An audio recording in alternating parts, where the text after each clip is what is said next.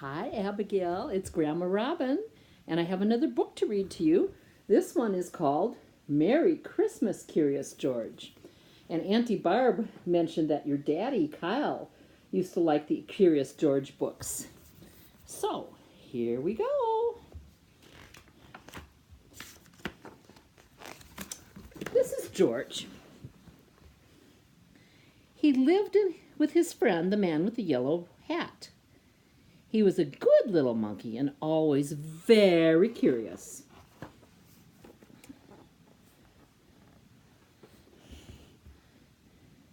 Today, George was visiting a Christmas tree farm. "You can help me pick out the perfect tree for our home," his friend told him. "Keep close to me while we look."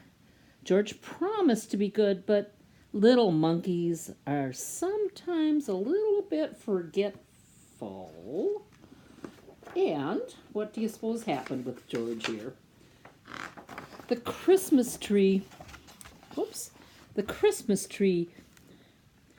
farm had more trees than George had ever seen.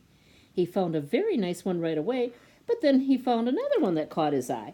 And there was another one, and George was curious. How many Christmas trees could there be? Lots and lots of Christmas trees. Oh, look at this great big Christmas tree. Wow, Abigail, that's huge.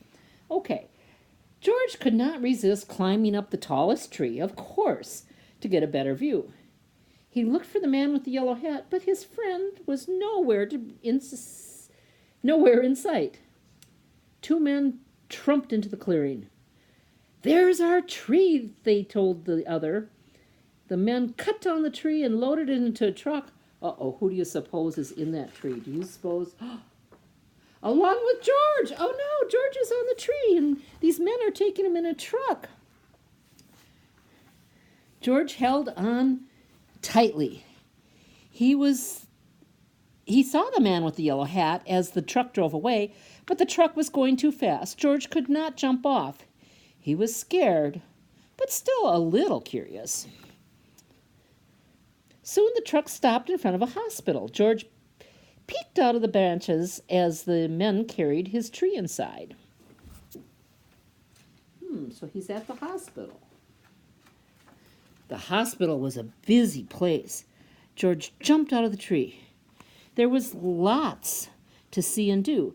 He looked at some interesting pictures. He found a jacket and tried it on. He played on a trampoline. He even went for a ride on a speedy little cart. What fun!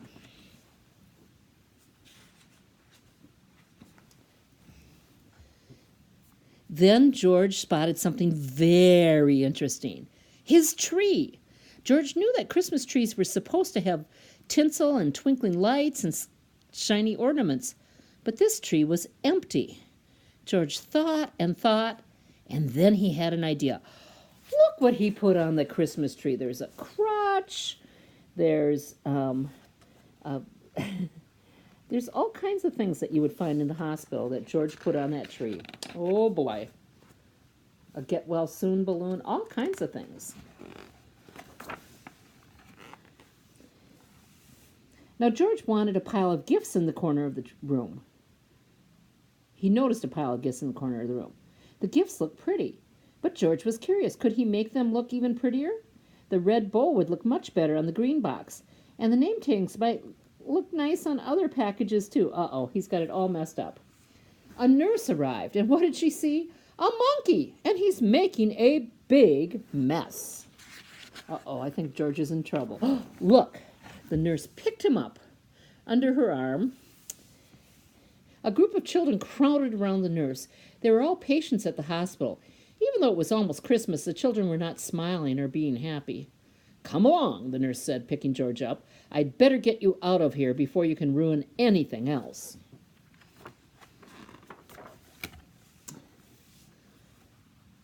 A girl with a cast stared at George's tree. Suddenly she giggled. "Look," she said, "it's my X-ray." A boy laughed. "And there's the balloon from my room." All the children started chattering and laughing as they looked at George's funny decorations. "Can he stay for the party?" the children asked the nurse. We don't mind about the gifts. It will be fun to sort them out. Please let him stay. Please, the other children chimed in.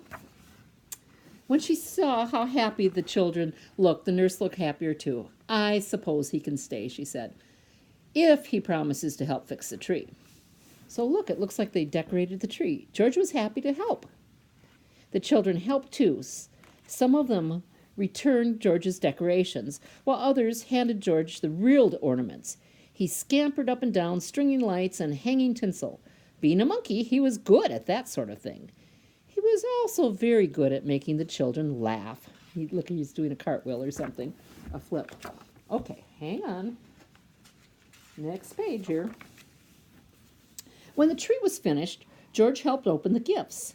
He was having such a good time that he completely forgot he was lost. And then the man with the yellow hat hurried into the room. There you are, George, he cried. I followed that truck all the way here. George was very happy to be reunited with his friend. The nurse invited them to stay for milk and cookies. Ooh, yummy. Milk and cookies. Ho, ho, ho. Did someone mention milk and cookies? A man in a red suit walked into the room, his belly jiggling. He was holding a beautiful golden star. George's eyes widened. It was Santa Claus.